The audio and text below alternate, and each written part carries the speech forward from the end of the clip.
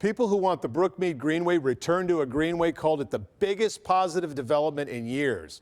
So what went wrong with the arrest of Vernon Spicer? It took a little digging, but we've put it together. It just looked wrong. Right here in the middle of the greenway, right in the middle of the 80 homeless people who live here, a plywood house run by 2 generators. Look, there's even a Ring doorbell. Police believe one of the men who lives here, Vernon Spicer, was dealing drugs here and exchanging drugs for sex. On August 24th, they got him.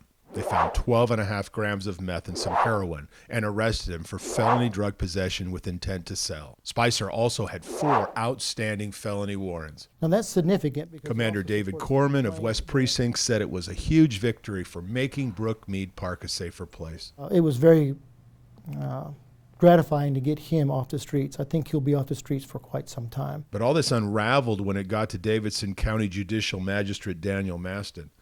Maston changed the arrest warrant from a felony to a misdemeanor. He changed the charges from felony drug possession with intent to sell to simple possession and casual exchange. Lou Wilbanks is a West Nashville activist who's been fighting to clean up Brookmead Greenway. This arrest gave us hope, and we thought that a big criminal element would be taken out of this area, and I can't believe what happened. What did happen? Fox 17 has learned Magistrate Maston reduced the charges because the 12.5 grams of meth were in one package, not in individual packets.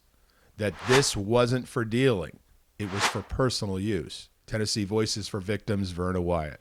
And they get someone that is selling drugs down there who is one of the biggest problems.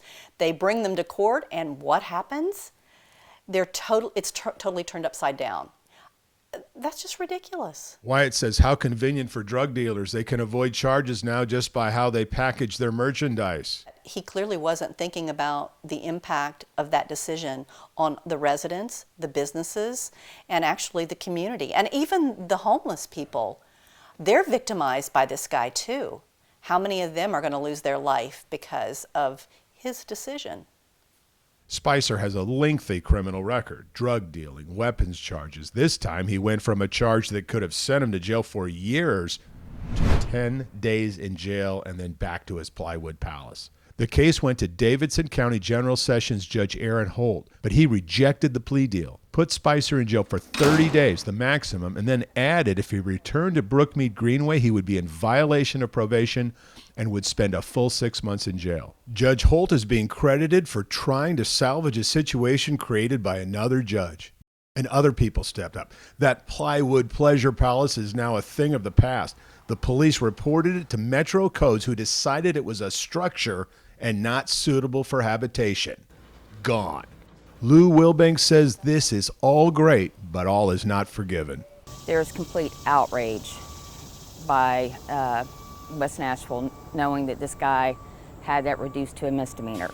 It sets a dangerous precedent for other drug dealers and people who would do wrong in this area. And it's so disrespectful to the police. By the way, Vernon Spicer was released from jail this morning. I'm Dennis Ferrier, Fox 17 News, your Code Red station.